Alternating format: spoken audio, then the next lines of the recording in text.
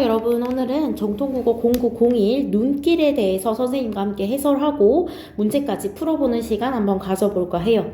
자, 일단은 도움을 주는 선생님의 한마디 먼저 보면 좋겠죠. 이 작품은 어머니에 대한 책임을 회피하려는 아들과 아들에게 물질적 도움을 주지 못한 것에 대해서 미안함을 느끼는 어머니, 요렇게 둘 사이에 갈등과 화해의 과정을 그리고 있다라고 되어 있어요. 자, 작가는요 1939년 장흥에서 출생해서 여러 작품을 남기신 분으로 되어 있어요. 지금 보면요, 현실과 관념, 허무와 의지 등의 대응 관계를 구조적으로 파악하기도 했고요. 다음에 경험적 현실을 관념적으로 해석하고 상징적으로 표현하는 경향이 강하다라고 해요. 그러다 보니까 여기 이걸 주목해 볼 필요가 있어요. 상징적으로. 이 작품에서도 상징을 하는 두 가지 소재가 있는데, 옷괴와 그리고 눈길 그리고 햇살, 뭐 요런 것들, 상징이 어떤 걸 상징하고 있는지를 좀 주목해서 읽어주시면 될 것 같아요. 줄거리 먼저 볼게요. 모처럼 휴가를 얻은 나는 아내와 함께 시골에 계신 노모를 찾는다. 나는요, 고등학교 시절에 집안이 몰락하면서 자신은 어머니에게 빚이 없다고 생각합니다. 그러나 어머니에 대한 사랑을 깨닫고요, 참회의 눈물을 흘리게 되는 인물이에요. 아내는 나와 어머니의 화해를 돕는 중재자 역할을 합니다. 노모는요, 아들에 대한 사랑이 지극한 사람이라고 볼 수 있어요. 근데 겉으로 보기에 그런 게 티가 잘 안 나서 나에게 오해를 불러일으켰던 것 같아요.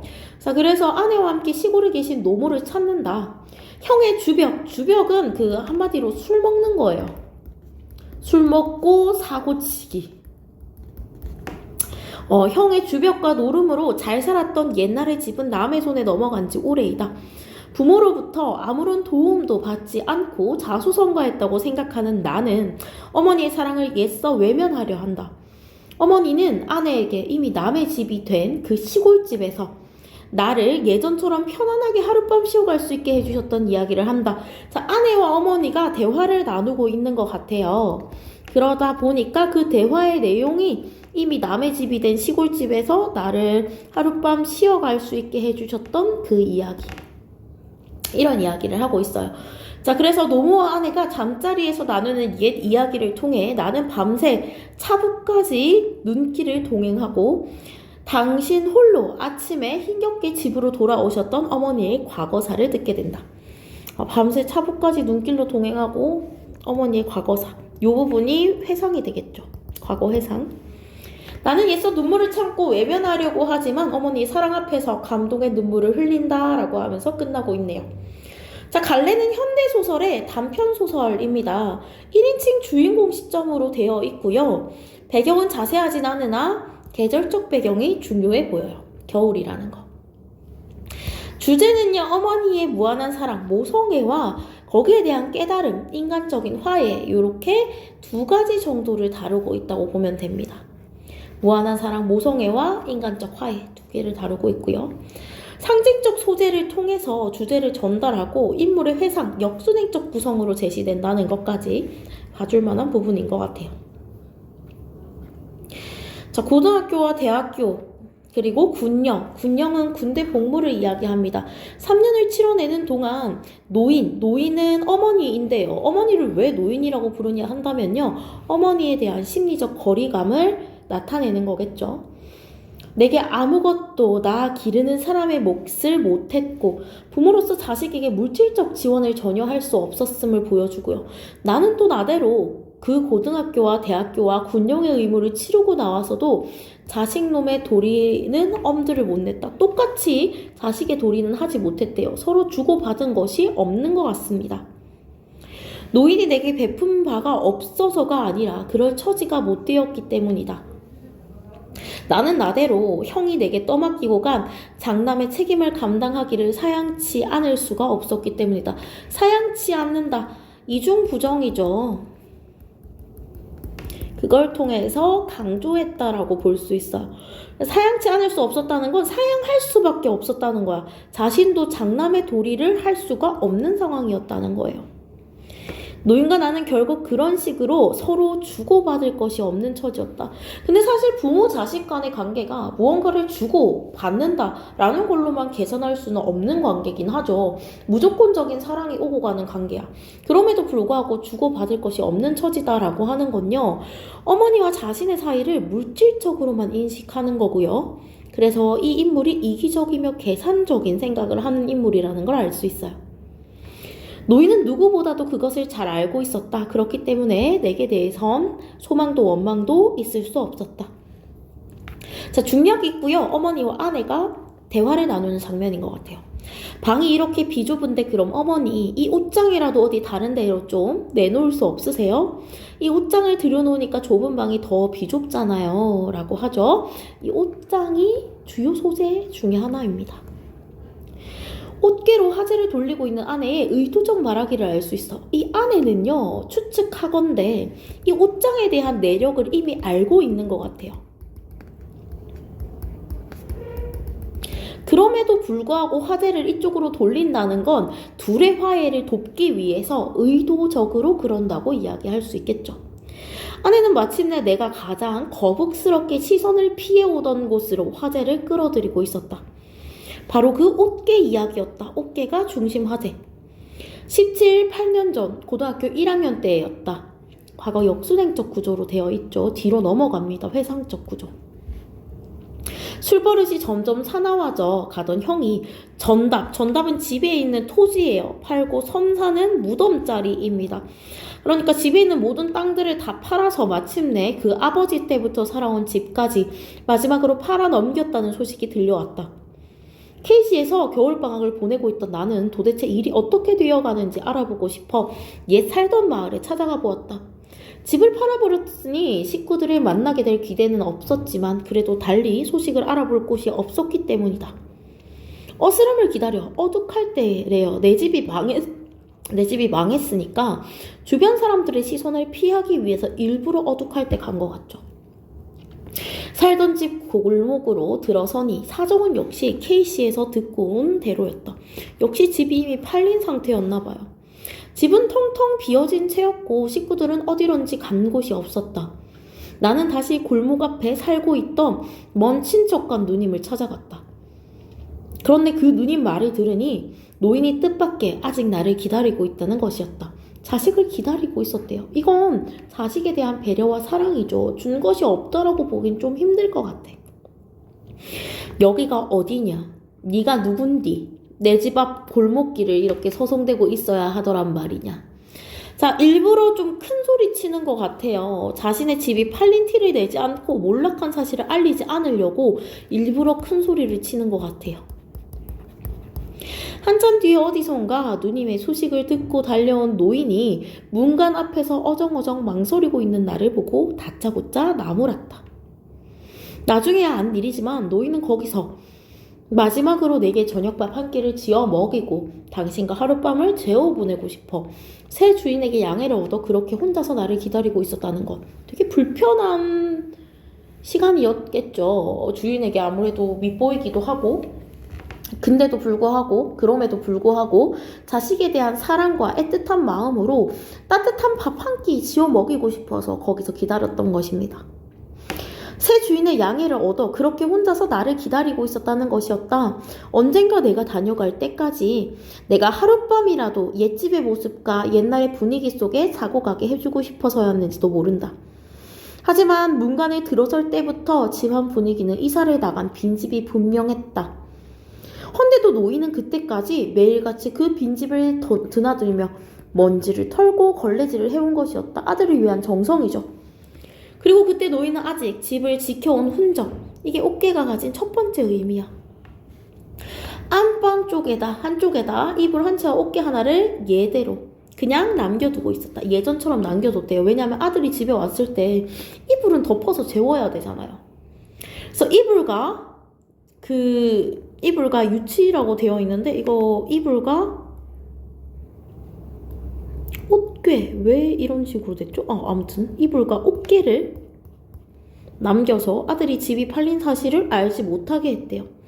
집이 몰락한 데 대한 실망을 안겨주고 싶지 않은 마음이었대. 이불과 옷개. 눈길을 혼자 돌아가다 보니 그 길엔 아직도 우리 둘 말고 아무도 지나간 사람이 없지 않았겠냐. 자, 중심 소재의 눈길이고요. 요거는 어머니의 말입니다.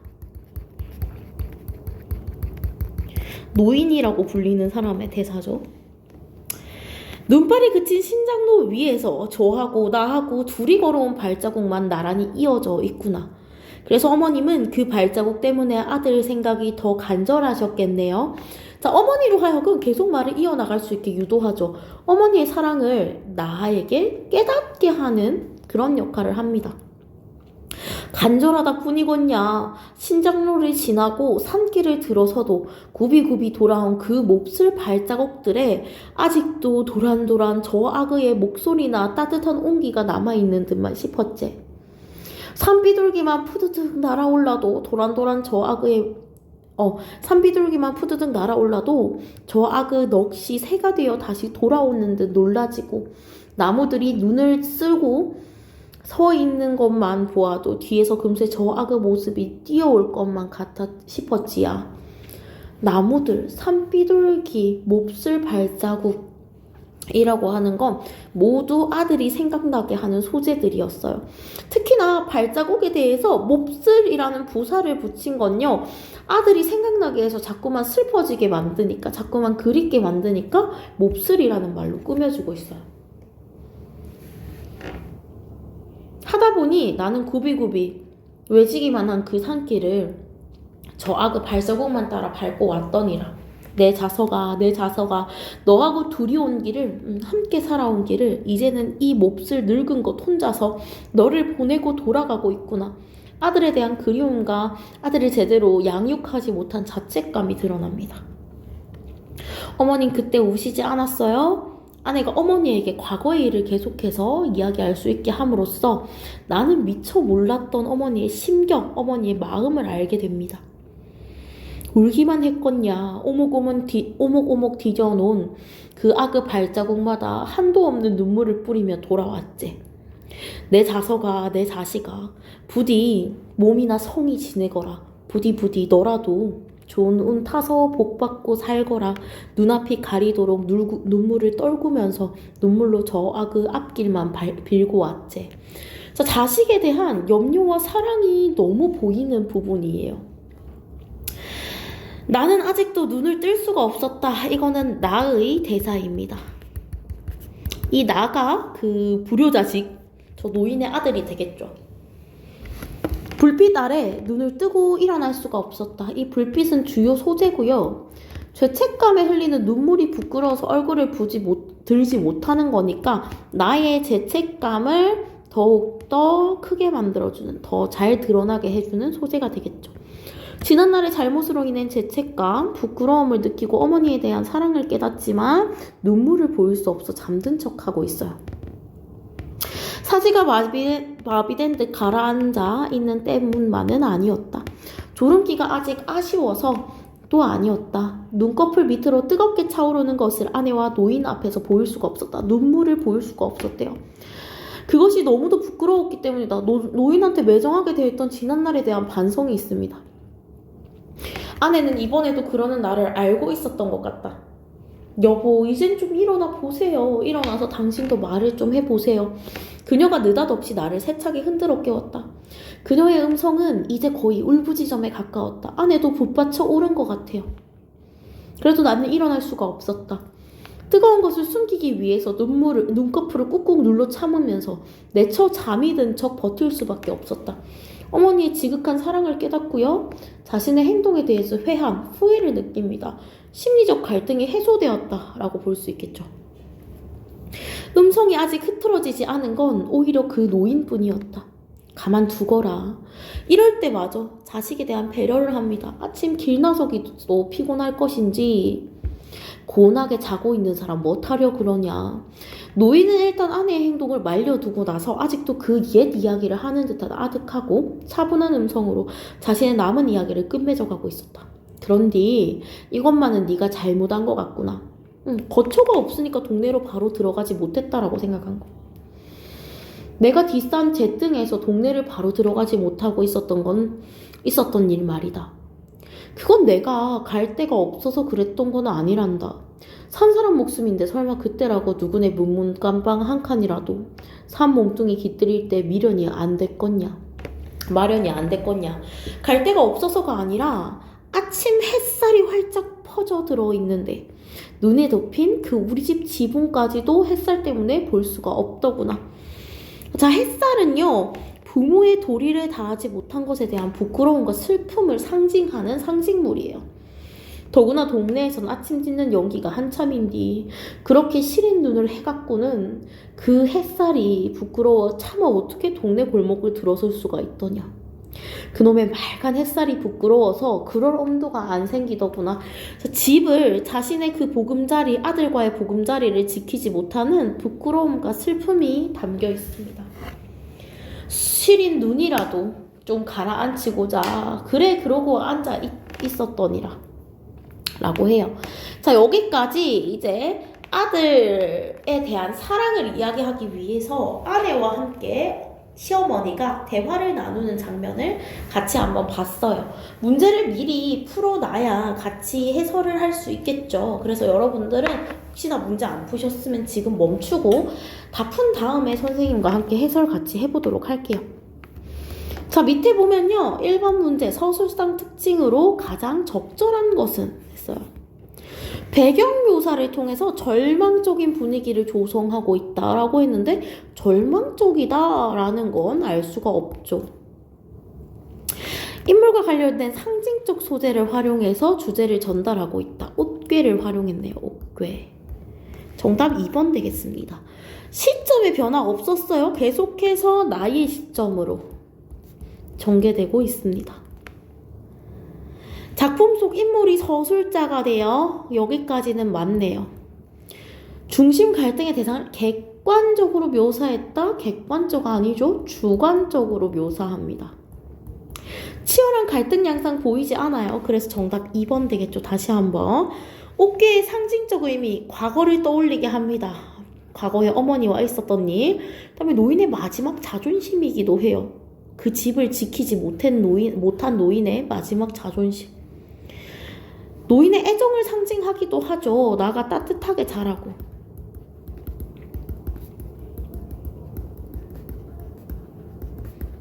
이건요, 나가 옛날 집을 잊어버리지 않게 하기 위한 것들이었죠. 노인은 나에 대한 심리적 부채감, 맞습니다. 집은 그래도 안정되게 해주고 싶었는데 그게 안 됐기 때문에 그나마 안정적으로 보일 수 있는 옷개나 이불 등을 남겨놨다라고 볼 수 있겠죠. 나와 노인의 태도 차이를 암시하진 않아요. 그래서 정답 5번입니다. 자, 기억에서는요, 나에게 왜 남의 집 앞에 서 있냐, 집 앞에 서 있지 말고 들어와라 라고 할 때 그 부분이에요. 일부러 좀 당당하고 좀 화내는 듯한 그런 모습을 보여주죠. 의도적으로 큰 소리를 치고 있다고 볼 수 있습니다. 왜? 집이 팔린 걸 감추려고. 자, 그 다음에 이 작품에서 아내의 역할, 중재자가 되겠죠? 화해를 돕습니다. 자, 그 다음에 보기를 한번 볼까요? 옷개에 대해서 제가 좀 적어봤는데 노인에게는 자식에 대한 배려와 사랑, 과거 살림살이의 흔적, 자존심 이런 거고요. 나에게는 자식의 도리로 느껴져서 빈문서처럼 불편하다라고 했고 꺼름칙하다라고 했으며 불행한 과거, 집이 없었던 과거를 떠올리게 하는 매개래요. 아내에게는 어머니의 이야기를 일부러 이끌어내는 수단이 되고요. 남편과의 관계를 회복시키는 매개체로서의 역할도 옷개가 수행한다고 볼 수 있겠죠. 자, 그래서 이 글을 감상한 내용으로 적절하지 않은 거 고르는 건데 정답 3번이 되겠고요. 왜냐하면 옷개의 의미를 통해 아내와의 소통 부재를 해서 일단 아내와 나는 갈등 관계라고 볼 수가 없습니다. 나와 어머니의 또는 노인이라고 불리는 사람의 갈등이라고 볼 수 있겠죠. 그래서 정답 3번 되겠죠. 자, 그 다음에 글의 초반부에서 나가 어머니를 노인이라 칭하는 이유는 심리적 거리감 때문이겠죠. 우리 서로 준 것도 없고 받을 것도 없다라고 했었으니까요. 그다음에 뜨거운 것은 눈물입니다. 어머니에게 매정하게 했던 지난날에 대한 반성을 의미하죠. 자, 여기까지 이 소설은 마치도록 하겠고요. 문제 답 다시 불러드릴게요. 1번에 2번, 2번에 5번, 3번에 3번, 4번에 나와 노인 사이의 중재자, 5번에는 정답 3번이고요. 6번에 심리적 거리감, 7번에 눈물, 어머니에게 매정했던 지난날에 대한 반성을 의미함 되어 있고, 여기까지 해서 오늘은 마무리하도록 하겠습니다. 여러분, 다음 시간에 또 영상으로 만나 뵈면 좋겠네요. 여러분 안녕.